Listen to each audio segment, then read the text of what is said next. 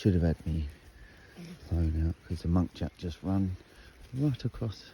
Yeah, well, just getting to where Dolly's getting now, right in front of her, across. I didn't see it.